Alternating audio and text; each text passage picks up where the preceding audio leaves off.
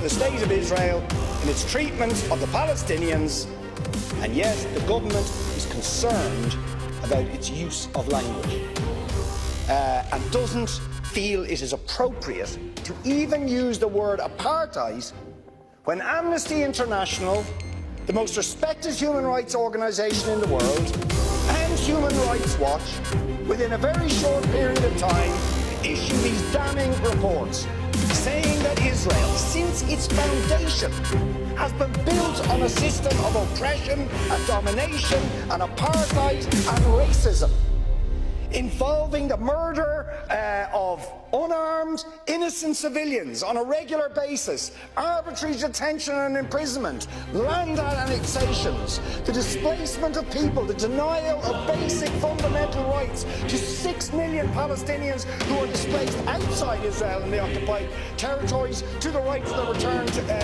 homes, to the illegal blockade of Gaza, which has left, as they say in the report, Gaza in a permanent state of humanitarian crisis, denying people access to food, to water, and treating the Arab population as a whole, the Palestinian population as a whole, as an inferior race. I mean, it doesn't get stronger than this, and yet you want to be careful about your language.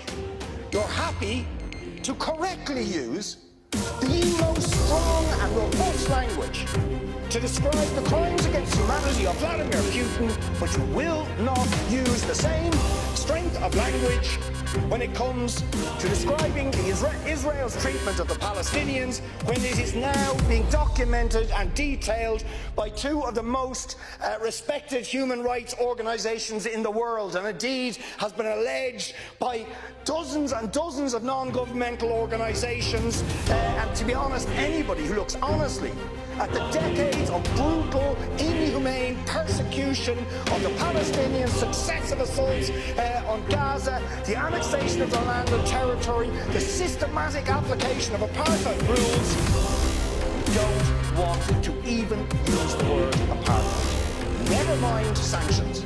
5-day sanctions against Putin and his thugs, 70 years of oppression by the Palestinians, and it wouldn't be, what was the word you used?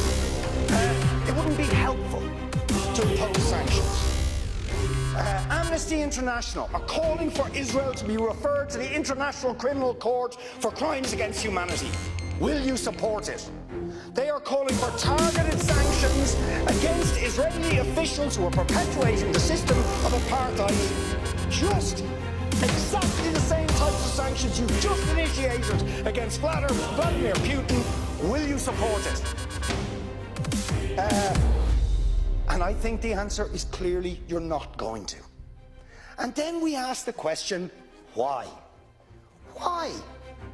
Now you see, if you're going to have moral standards, those standards have to be consistent. Otherwise they are not standards at all, they are just cynicism.